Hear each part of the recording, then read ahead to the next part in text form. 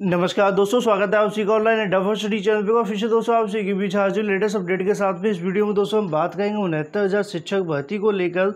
Lalit sir की bench के अंदर 69,000 का मामला लिस्टेड हुआ है, इसको लेकर बात करने वाले हैं।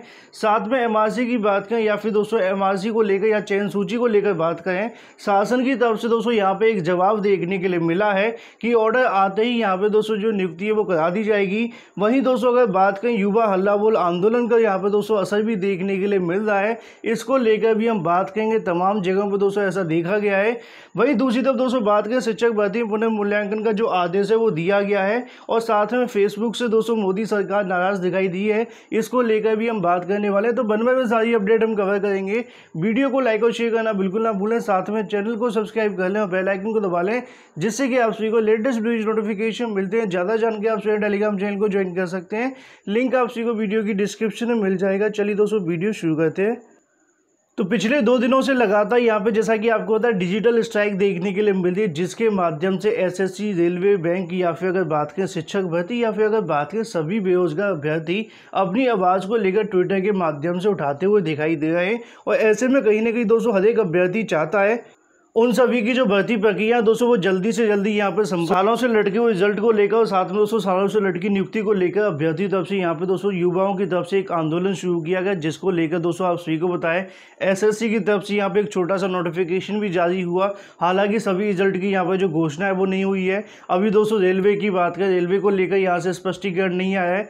तो ऐसे में दोस्तों मैं आप सभी को बताना चाहूँगा, जितने भी युवा इस वीडियो को देख रहे हैं वो किसी भी भर्ती से दोस्तों रिलेटेड है, अपनी आवाज़ को लगातार ट्विटर के माध्यम से आपसे उठाते रहिए, क्योंकि इसके अंदर दोस्तों संख्या काफ़ी ज़्यादा है और संख्या ज़्यादा होती है तभी दोस्तों अच्छा परिणाम देखने के लिए मिलता है। अब सवाल यहाँ पे आता है यूपीपीएससी वालों का, यूपीडब्ल्यूएससी वालों का या फिर दोस्तों अगर बात करें शिक्षक भर्ती वालों का या फिर किसी भी अन्य भर्ती को लेकर अभ्यर्थी परेशान है। मैं आप सभी को बताना चाहूँगा दोस्तों हैशटैग के बारे में, जैसा कि दोस्तों मैंने कल भी आकर के आप सभी को बताया था कि जो ट्रेंडिंग हैशटैग है उसके साथ में अपने भी दोस्तों आप सभी हैशटैग को यहाँ पर लेकर के लगातार आप सभी ट्वीट कर सकते हैं।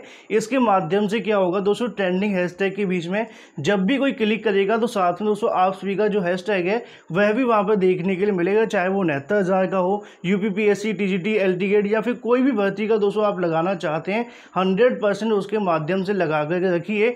इससे दोस्तों कहीं ना कहीं आप सभी को बेनिफिट तो मिलता रहेगा। और जैसा कि दोस्तों आप सभी को बताएं पूरे वर्ल्ड वाइड में पहले नंबर पर सुबह 10 बजे से लेकर रात तक दोस्तों आप सभी का जो मुद्दा है वो ट्रेंड किया है। तो इसी प्रकार दोस्तों युवाओं को एक साथ आने की आवश्यकता है और इसमें लगातार दोस्तों आप सभी की जो भागीदारी है, सपोर्ट की बिल्कुल आवश्यकता पड़ेगी, क्योंकि बिना आप सभी के सपोर्ट के दोस्तों ये जो काम है करना इतना आसान नहीं है।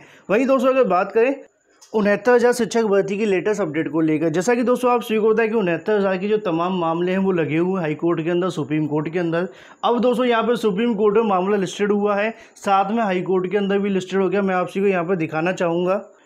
यहाँ पे दोस्तों आप सभी को देखने मिला सीजे कोर्ट के अंदर एक मामला लगा है जो कि 69,000 शिक्षक भर्ती से संबंधित है। दोस्तों आप सभी के सामने दूसरे नंबर पर देखने के लिए मिला। तो इस केस की दोस्तों 3 सितंबर को सुनवाई होने वाली है, मतलब दोस्तों कल की डेट के अंदर आपको जो सुनवाई है वो देखने के लिए मिलेगी। लेकिन जैसा कि आप सभी को पता है कल की डेट के अंदर संशोधन की जो मांग है वो की गई, मतलब कुछ अभ्यर्थी हैं जिनके प्राप्तांक पूर्णांक के अंदर गलतियां हो गई हैं, वह संशोधन चाहते हैं। लेकिन इसके विरोध में भी कुछ अभ्यर्थी दोस्तों कोर्ट में गए हुए हैं, जिनकी तरफ से यहाँ पर याचिका फाइल की गई है, जो कि दोस्तों आप सभी यहाँ पर देख पा रहे हैं। इस मामले की सुनवाई जैसा कि आप सभी को पता है इलाहाबाद हाईकोर्ट सीजे सर की बेंच के अंदर की जा रही है। तो इसी क्रम में दोस्तों इनकी तरफ से यहाँ पे जो कहीं ना कहीं अपनी मांग रखी गई है कि इनको संशोधन का मौका ना दिया जाए।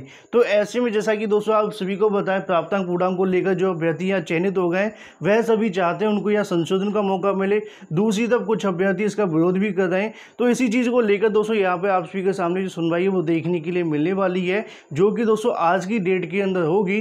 वैसे तो उम्मीद है कि आज इसकी सुनवाई नहीं होगी। सुनवाई का रीज़न आपको बताना चाहूँगा कि इस मामले को दोस्तों यहाँ पे इसलिए लिस्टेड करवाया गया है कि कल होने वाली सुनवाई के साथ में टैग करवाया जाए। तो ऐसे में जैसे दोस्तों इसका जो नंबर है वो आएगा, कल की याचिका के साथ में जो टैग कराने की कोशिश है वो की जाएगी। और कल फिर दोस्तों इस मुद्दे की जो सुनवाई है वो देखने मिलेगी, जहां पे दोस्तों एक तरफ मांग की जाएगी संशोधन को लेकर, दूसरी तरफ दोस्तों मांग आप सभी के सामने संशोधन रोकने को लेकर। कुछ लोग दोस्तों इसका विरोध करें, कुछ लोग दोस्तों चाहते हैं कि संशोधन होना चाहिए। अब ऐसे में दोस्तों आप सभी के सामने जो चीज़ें होंगी वो कोर्ट की तरफ से आपको कल देखने के लिए मिल जाएंगी। वहीं दोस्तों अगर बात करें यहाँ पर एक और मामला 269 शिक्षक भर्ती से संबंधित है, जो कि दोस्तों ललित सर की बेंच के अंदर लिस्टेड हो गया। मैं आप सभी को दिखाना चाहूँगा। तो यहाँ पर दोस्तों आप सभी के सामने उमेश सर की जो बेंच है वो आ जाती है। जैसा कि मैंने आपको बताया भी था कि 2 तारीख को आपकी जो बेंच है बैठी, लेकिन मोहन सर इसके अंदर नहीं है। तो इसी क्रम में दोस्तों यहाँ पर एक मामला लगा है, जो कि दोस्तों आप सभी के सामने अर्चना चौहान के नाम से है। 19वें नंबर पर इसकी सुनवाई आपको देखने की मिलेगी सुप्रीम कोर्ट के अंदर। लगभग मान करके चलिए 12:30-1 बजे तक दोस्तों इस बेंच का जो सुनवाई का जो नंबर है वो आने की संभावना है। बाकी जो भी अपडेट होगी आप सभी को बता दी जाएगी। अब इसके अंदर आपको दोस्तों मांग क्या की आप सभी को पता ही है। यह मामला दोस्तों संशोधन से संबंधित है। इसके अंदर सरकार से बार बार दोस्तों डाटा मांगा जा रहा था, लेकिन सरकार लंबी लंबी तारीखें मांग रही थी। पिछली सुनवाई को लेकर ललित सर की तरफ से नाराजगी जताई गई। उनकी तरफ से ये कहा गया 3-4 दिन के अंदर आप सभी यहाँ पे काउंटर फाइल करिए, और आज दोस्तों इस पर एक फाइनल सुनवाई देखने के लिए मिल सकती है। क्योंकि पिछली सुनवाई में जज साहब की तरफ से स्पष्ट तौर पर यह कहा गया था कि 4 दिन के अंदर हमें यहाँ पर काउंटर जो है दाखिल चाहिए, तभी इस मुद्दे का यहाँ से निस्तारण है वो आपको देखने के लिए मिलेगा, जिसकी सुनवाई दोस्तों ललित सर की बेंच के अंदर होने वाली है। अब ऐसे में दोस्तों आप सभी को बताइए कि यहाँ से सुनवाई होने के बाद ही सारा कुछ स्पष्ट होगा कि संशोधन को लेकर सुप्रीम कोर्ट का क्या फैसला आता है। तो ऐसे में आज 2 सुनवाई होने वाली, एक हाई कोर्ट के अंदर, एक सुप्रीम कोर्ट के अंदर। पहली के बारे में मैंने आपको बता दिया कि सिर्फ मामला यहाँ पर टैग करवाना है। वहीं दूसरी तरफ दोस्तों बात करें चयन सूची को लेकर, एमआरसी को लेकर, इस पर शासन की तरफ से दोस्तों एक जवाब यहाँ पर देखने के लिए मिल रहा है, जो कि दोस्तों ऑर्डर आने के संबंध में, या फिर दोस्तों अगर बात करें नियुक्ति के संबंध में। कल की तारीख के अंदर अभ्यर्थी दोस्तों यहाँ पे मुलाकात करने पहुंचे हुए थे एससीईआरटी मतलब अधिकारियों के पास में। जैसा कि दोस्तों आप सभी को पता है कि यहाँ पे एमआरसी को लेकर पिछड़ा वर्ग आयोग की तरफ से रोक लगा दी गई है। तो उसी क्रम में दोस्तों यहाँ पे जानकारी लेने की जो कोशिश है वो की जा रही थी।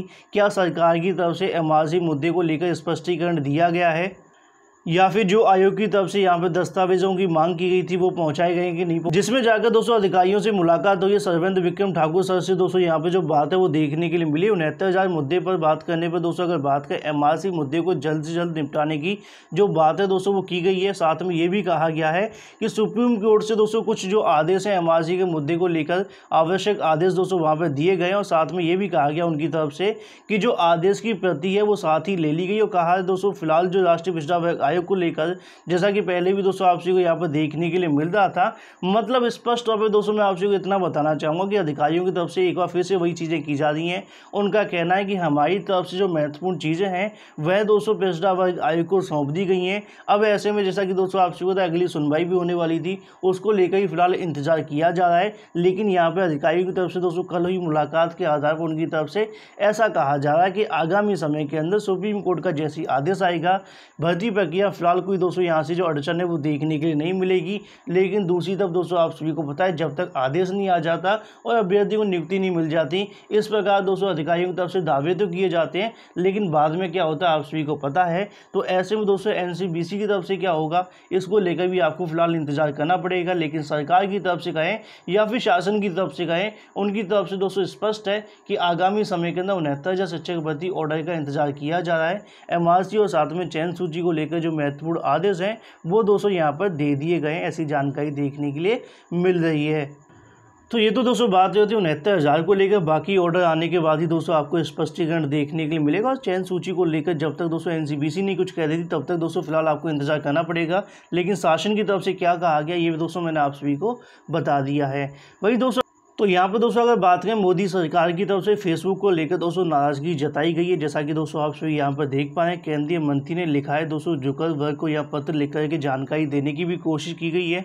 उनकी तरफ से बताया गया कि प्रधानमंत्री मोदी को अपशब्द कहते हुए फेसबुक के अधिकारी यहाँ पर दिखाई दिया है। उसी क्रम में दोस्तों यहाँ पर इस चीज़ को लेकर आपको जो चीज़ें वो देखने के लिए मिल रही हैं, ऐसे तत्वों पर दोस्तों खिलाफ अगर बात करें सख्त कार्रवाई को लेकर दोस्तों इस मामले पर उनकी तरफ से फेसबुक मैनेजमेंट को ईमेल किया गया है, लेकिन जवाब नहीं मिला है।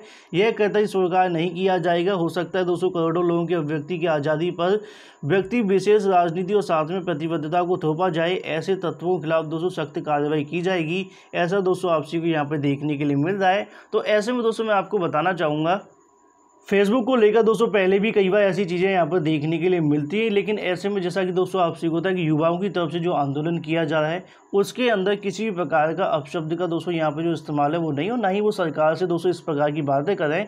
यहाँ पर सिर्फ सरकार से दोस्तों अपने जवाब मांगे जा रहे हैं, अपने सवाल पूछे जाएँ, अपने रिजल्ट की जानकारी मांगी जाए, कब तक रिजल्ट घोषित किए जाएंगे।